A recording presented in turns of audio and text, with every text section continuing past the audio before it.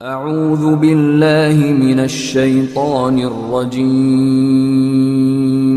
بسم الله الرحمن الرحيم. Ustadz, negeri Sabah itu di mana ya Ustadz? Ada yang bilang negeri Sabah itu dikuasai Ratu Bilqis itu di Indonesia. Ini malu-maluin ya, malu-maluin. Katanya Raja Sulaiman tuh Sleman. Enggak nyambung ya, subhanallah. Katanya Haikal Sulaiman tuh Borobudur. Ya, sekarang orang-orang Yahudi kenapa pergi ke Palestina? Karena mereka ingin bangun kembali kerajaan Sulaiman Raya, ingin membangun Haikal Sulaiman. Menurut mereka Sulaiman telah membangun kerajaannya dan mereka harus membangun kembali. Jadi mereka memfokuskan untuk membangun negeri mereka di Palestina. Kalau ternyata di Indonesia orang Yahudi akan pindah semua di sini, repot kita nanti. Ini tidak benar. Apakah ada keturunan-keturunan Sulaiman sekarang di mana? Di Sleman? Dari sisi wajah, dari sisi hidung yang mancung? Tidak ada ya. Semuanya model-modelnya seperti kita semua. Apalagi Sulaiman disebutkan cuma sekitar 1000 tahun sebelum Masehi. Ini tidak terlalu lama ya. Tidak terlalu lama ya. Ini semuanya hanyalah omong kosong. Ini memalukan. Ya, ini penelitian saya dengar dari seorang, ini memalukan orang Indonesia. Ya. Jangan sampai diterjemahkan ke bahasa Arab. Nanti kita ditertawain sama orang Arab. Di antara pertanyaan yang masuk, ya banyak pertanyaan, tentunya tidak semua bisa saya jawab. Di antara pertanyaan, Ustadz, bolehkah kita meyakini bahwa kapal yang dibuat oleh Nabi Nuh adalah bahan kayunya berasal dari kayu jati dari Jawa?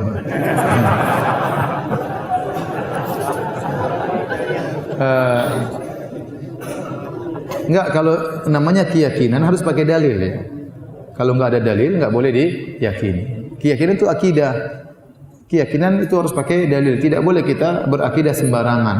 Enggak boleh. Anda meyakini ya bahwasanya kapal Nabi Nuh dari kayu jati, dari mana dalilnya? Dari mana dalilnya? Ya. Apakah Sam pernah cerita sama Anda? Ham pernah cerita sama Anda? Atau Kan'an pernah cerita sama Anda? Ya, kalau ada dalilnya, apa kalau enggak ada ya? Kalau kita bilang katanya ya katanya di mana-mana ada ya. Ada yang mengatakan kapal Nabi Nuh berasal dari kayu koka ya.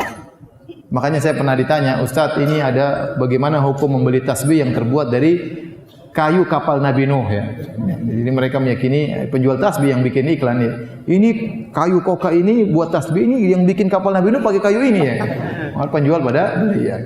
Jadi kalau ada dalilnya, terus itu kalau Allah tidak cerita dari kayu apa ya sudah nggak usah kita bahas, nggak ada begitu manfaatnya. Nggak ada manfaatnya. Terus kalau dia dari kayu jati terus kenapa emang?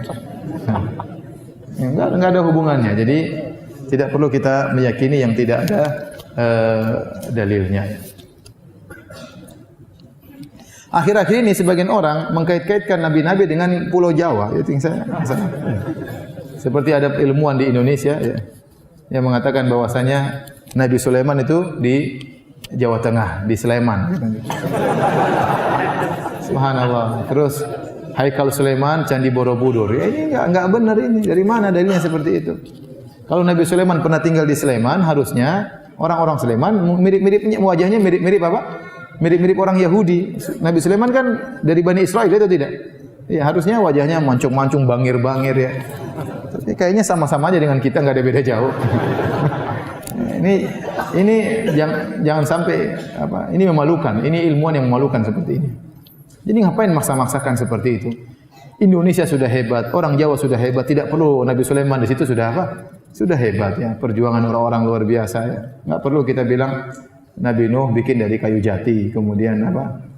Dari Nabi Sulaiman dari Jawa. Ketika di zaman Nabi Nuh, apakah usia hamil itu lamanya 9 bulan atau berpuluh-puluh tahun?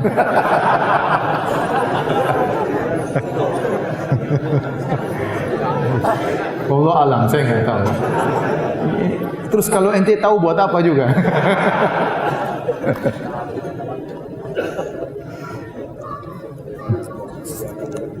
Jadi pingin tahu. Ustadz, anak ingin berpoligami. Ini mewakili banyak orang ya. Tapi istri anak melarang. Ini juga mewakili banyak orang. Padahal istri saya sudah ngaji sunnah. Mohon nasihatnya. Ya bersabar.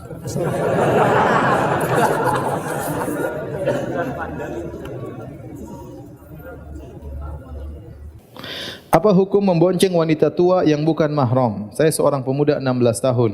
Karena nenek itu habis kena copet dan saya diminta mengantarnya sampai tujuan. Tidak apa-apa, ini darurat. Jangankan nenek, yang masih muda kalau darurat enggak apa-apa. Contoh misalnya ada perempuan cantik, tidak pakai jilbab, kesambar motor, jatuh. Ente, aduh gimana ini? Enggak usah diangkat itu. Tunggu mati dulu. Ya ente angkat saja. Astagfirullah. Bawa ke rumah sakit. Itu darurat ya akhi. Jangan bilang haram, haram gimana keburu mati. Ini enggak apa-apa, darurat enggak ada masalah ya. Seperti dalam ada misalnya banjir atau apa, kita tolong, kita pegang, kita peluk, kayak masalah darurat, enggak ada masalah ya. Bukan cuma antum, saya juga pernah begitu masalahnya. Waktu zaman dulu sekitar tahun 2003, 2004 tatkala lempar jamarot masih cuma 2 lantai, lantai dasar, lantai 1. Itu orang banyak meninggal dunia. Ya, terkadang ibu-ibu harus kita pegang, harus kita peluk, harus kita tarik, kalau enggak dia mati. Tunggu, aduh haram keburu mati. Ini darurat yang haram jadi halal ya. Ya, bahwasanya dengan kondisi darurat maka tidak mengapa. Jadi apa yang antum lakukan sudah benar. Terus nenek ini suruh tunggu ojek perempuan yang antar gitu maksudnya. Antum antar aja enggak ada masalah. Mohon nasihatnya mengenai merapatkan saf salat berjamaah. Apakah memang kaki harus benar-benar rapat? Karena pada prakteknya jadi mencari kaki, menekan, mengunci kaki orang. Bukankah berdosa? Ya, antum sunnahnya kita menempelkan kaki, sunnahnya, zahir hadis. Tetapi Syekh Utsaimin bawakan itu sunnah di awal. Di awal yang penting tujuan dari saf adalah rata. Biar saf itu apa? Rata. Kalau sudah rata, sudah rapat, tidak harus nempel terus. Tidak harus nempel terus ya. Kalau kerapian kelulusan tersebut sudah tercapai, tidak perlu nempel terus. Tapi awal kita perlu nempel ya. Terus nempel jangan paksa sampai injak orang ya. Saya sering kaki saya diinjak, sering ya. Saya tahan aja tapi betul, saya sering diinjak sama orang. Jadi ikhwan-ikhwan kadang-kadang enggak ngerti, mungkin dia injak jadi sakit, kena injak tipis gini, sakit itu. Ini benar, tapi saya tahan aja. Aduh. Bagaimana nanti gimana? Ya, sudahlah. Kadang-kadang saya tarik pinggir-pinggir dikit, dia injak lagi. Jangan, ya sudahlah. Kalau antum orang itu sudah merasa mulai menjauh, berarti ada masalah. Ente jangan cari masalah lagi. Dia sudah menarik kaki, sudah ente jangan paksa ngejar kakinya. Karena kemungkinan nginjak itu mungkin, dan saya sering diinjak. Mungkin saya juga sering injak orang mungkin. Tapi saya pengalaman sering diinjak. Jadi nempel kemudian apa? Nginjak. Jangan, itu mengganggu, namanya iza. Adiyah, mengganggu orang lain, tidak boleh. Menghilangkan kekhusyuannya. Ya. Kalaupun menempel kaki sunnah, maka wajib tidak boleh mengganggu apa? Orang lain. Jadi bilang di awal oke lah kita nempel kaki, yang penting rata sudah rapi. Ya, sudah setelah itu tidak harus lagi. Ya. Kalau ada yang nempel dengan lembut, dengan halus, tak apa-apa. Itu lebih baik menjalankan sunnah. Tapi kalau saya menginjak maka jangan. Kalau sesamping kita mulai narik kaki, tidak ingin disandarkan, jangan kita paksa. Jangan kita paksa. Dia sudah narik kaki, kita lebar lagi. Sampai kita kakinya begini. Jangan, tidak usah. Ya sunnah, tapi prakteknya harus lihat juga kondisi. Ustaz mohon penjelasan ayat 15. Famshu fi manakibiha, maka jelajahilah di segala penjurunya. Apakah yang diperintahkan untuk menjelajahi bumi? Bagaimana traveling ke penjuru dunia? Enggak lah. Kurang kerjaan ya. Maksudnya, lanjutkan ayatnya, famshu fi manakibiha wa kulu mir rizqi. Berjalan di atas muka bumi cari rizki. Bukan ini dalil boleh traveling kemana-mana ya. Ke Eropa, Allah suruh kemana-mana, ke Amerika, ke Las Vegas, kemana ngapain ya. Dibuang-buang duit jalan-jalan sana sini. Apa faedah jalan sana sini? Habisin duit. Memang biaya ke Amerika murah? Mahal. Ke Eropa murah? Mahal. Setengah mati lagi naik pesawat 15 jam, 17 jam, kadang 20 jam. Kalau enggak ada tujuan yang pasti ngapain ya. Jika pernah mendolimi mantan, apakah harus mengontak dia kembali? Allah alam. Khawatir ente kontak lagi tambah dolim lagi ya. Dia nuntut. Allah alam, saya enggak tahu ya. Yang penting kalau bisa minta ampun itu yang minta maaf itu yang terbaik. Atau misalnya yang kontak bukan antum tapi istri antum misalnya. Tambah parah nanti. Saya enggak tahu, Allah alam. Gibah terhadap orang yang tidak dikenal. Cara minta bagaimana? Seperti gibah artis.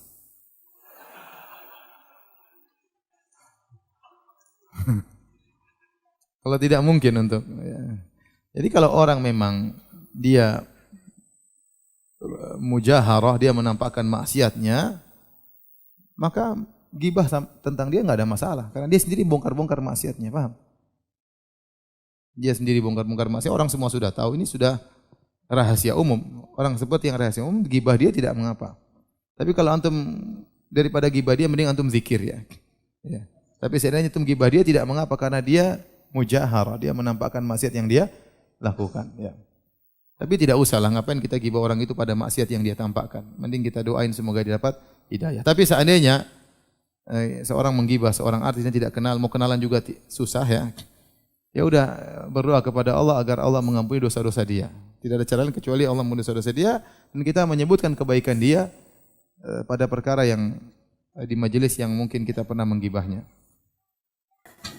Ustaz, saya ditolak ta'aruf karena saya gendut. Apakah harus kurus dulu baru dapat jodoh? Usaha, kan namanya usaha. Ya udah kurus dulu. Ya, usaha ya. Nanti kalau udah berhasil gemuk enggak apa-apa. Namanya ya secara biasa orang suka yang lebih langsing ya. Itu biasa, itu manusiawi ya. Manusiawi ya. Apalagi saingan banyak sekarang. Jadi enggak apa-apa, olahraga dulu, kuruskan badan ya. Baru coba lagi ta'aruf ya. Insyaallah ada perubahan ya. Di dalam Al-Qur'an selalu Allah mengucapkan kata istri-istrimu. Apakah berarti istri kita harus lebih dari 2? Enggak. Ini sudah tahu nanya. Maksudnya apa? Jelas ya enggak lah. Istri 1 itu sudah ini. Qanaah ya. Kalau mau ya silakan tambah. Itu silakan urusan masing-masing. Ustaz, sebagian orang meyakini bahwa adanya angin rihul ammar. Apa itu? Katanya siapa yang kena angin tersebut, orang itu kena penyakit. Apa itu angin? Kalau masuk angin ya benar sakit, kena di bawah AC masuk angin. Tapi kalau angin namanya angin rihul ammar, ini angin apa ini?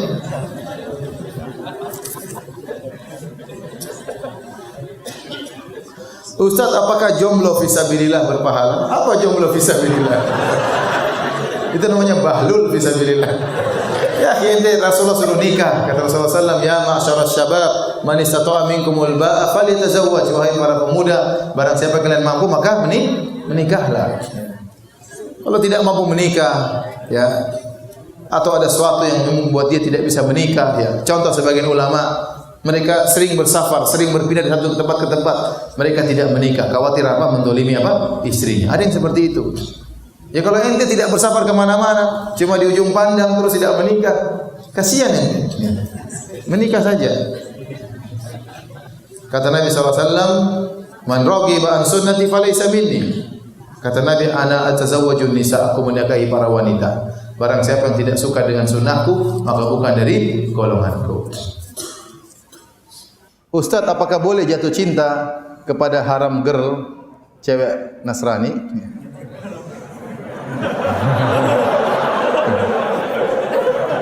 Ente cari saja halal girl. Haram girl tinggalkan, syubhat girl tinggalkan. Jadi para hadirin ya. Ya akhi, masih banyak cewek-cewek muslimah yang menanti antum. Yang bertakwa kepada Allah, yang pakai kerudung, yang pakai jilbab, di antara mereka ada yang bercadar menanti sentuhan antum. Antum malah cari haram girl. Ya. Kalau sudah tidak ada baru ente cari, enggak apa-apa. Ajak saya kalau sudah tidak ada. Masih banyak bergelimpangan, masih banyak bunga-bunga bertebaran, masih banyak. Kumbang-kumbangnya kemana? Kambing-kambingnya kemana?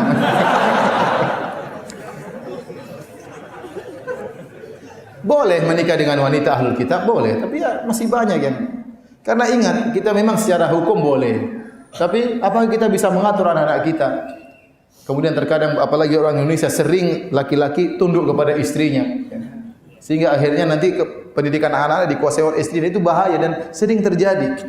Seorang laki-laki menikah dengan wanita ahlul kitab, akhirnya anak-anaknya ikut ibunya. Karena yang dekat sama anak-anak ibunya. Sementara dia kerja dan dia tidak bisa menguasai istrinya, akhirnya anak-anaknya di bawah tanggung jawab dia ternyata beragama seperti agama ibunya. Rawan. Anak ingin menikah sebelum Ramadan. Penting, tulisannya penting. Tanda ini. Penting 3. Emang yang lain enggak penting, semuanya penting juga. Bismillah. Anak ingin menikah sebelum Ramadan, tapi akhwatnya mau setelah bulan Ramadan. Bagaimana jalan keluarnya? Ini penting kan? Pikir ada apa? Ya ente atur sama calon ente, mau sebelum sesudah terserah ente ya. Terserah ya, mau sebelum sesudah. Ya. Kalau sebelum Ramadan, hati-hati pas Ramadan. Ya, jangan sampai melanggar di siang hari. Kalau setelah Ramadan berarti masih lama. Ya diskusikan sama akhwatnya bagaimana. Ini aja baru awal sudah ribut, bagaimana kalau sudah menikah? Diskusikan baik-baik. Begini tidak perlu ribut ya. Tanya akhwat kenapa harus setelah Ramadan. Diskusikan. Saya kenapa sebelum Ramadan? Diskusikan. Cari jalan keluar. Hukum poligami tanpa sepengetahuan istri pertama. Apa maksudnya tanya begini? Dia sudah tahu jawabannya, cuma dia tanya-tanya saja. Ustadz, bagaimana menanggapi syubhat? Jangan mengatakan Syiah sesat kalau belum pernah masuk Syiah. Ya sudah, jangan bilang Nasrani sesat kalau belum masuk Nasrani. Ya. Jangan bilang ateis sesat sebelum kamu ateis. Paham? Ya. Jangan bilang LGBT sesat sebelum kamu jadi LGBT.